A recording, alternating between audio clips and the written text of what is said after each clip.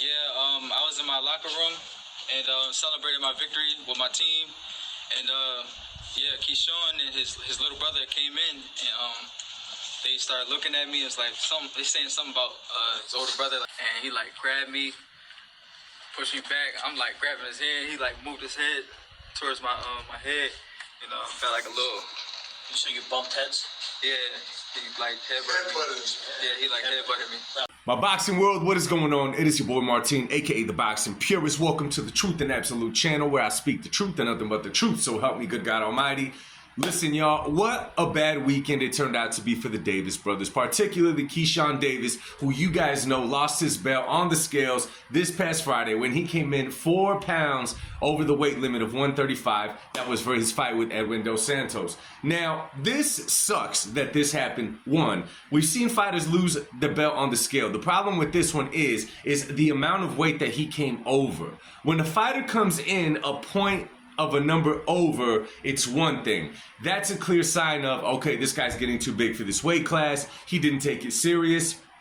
He didn't take the proper steps that he needed to in order to cut the weight. For Keyshawn Davis, he comes in 4 pounds overweight. Now, if you've been watching boxing for quite a minute now, you know that it's not common for a boxer to come in that much overweight. Of course, we've seen Ryan Garcia come in 3 pounds overweight when he fought Devin Haney a little bit over a year ago. Well, Keyshawn, came in 4 pounds overweight for his fight this past weekend, which obviously they did not go through with the fight. Many people are wondering, why didn't they go through with the fight? For those that don't know, I believe it was Keyshawn's promoter who offered Edwin Dos Santos to double the purse, right, in order to keep the fight moving. The promoter decided against it for the safety of Edwin Dos Santos. Now, it doesn't sound like a lot when we talk about 4 pounds inside of a boxing ring. You may be thinking 4 pounds is nothing. But when you go through the kind of training that these guys go through in order to cut weight and make weight, 4 pounds is quite a bit of weight. You know what I'm saying?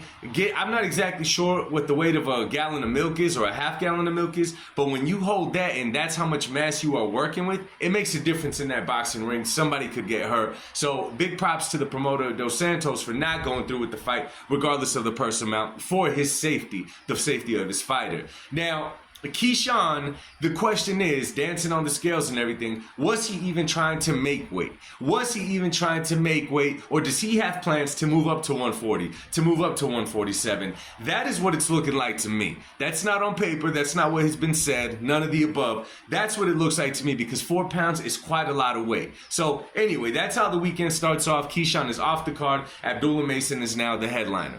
Then matters get worse. Matters get worse for Team Davis. So then there was an altercation after the fight on Saturday after the event, because Keyshawn's brother lost to a fighter by the name of, Naheem Albright, I believe it was. Correct me if I'm wrong, right? To where there was an altercation after the fight. So I guess that Albright's locker room was right next to Team Davis's locker room. While Albright's room was celebrating the win, Keyshawn Davis and his brother did not like that, into where they went in there, as he was saying, grabbed him, you know what I'm saying, headbutt him. It doesn't look like any fists were being thrown in that situation, but nonetheless, they went in there and they jumped the guy, is what it's going to come down to.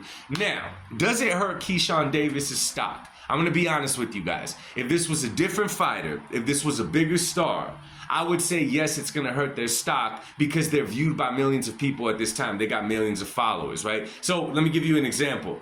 It doesn't look good when you go and start an altercation like that when you're sponsored by Nike, when you're sponsored by Corona, when you're sponsored by Beats by Dr. Dre. That's when it does not look good, because now you got hired people that are investing in you that don't want that for their brand.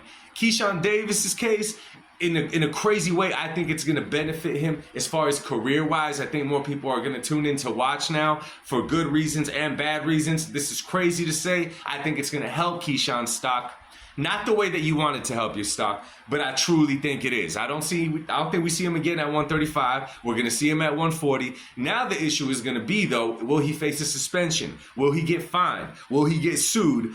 The guy Albright would be in his right to do something like that, to push the law onto Keyshawn and his brothers. Right? Now, what an unfortunate weekend it ended up to be. You lose the belt on the scales, then you go and get into an altercation. It is not a good look at this point, but we will see what comes from here. Let me know what you guys think. Drop it in the comments section. Much love. God bless y'all. Peace.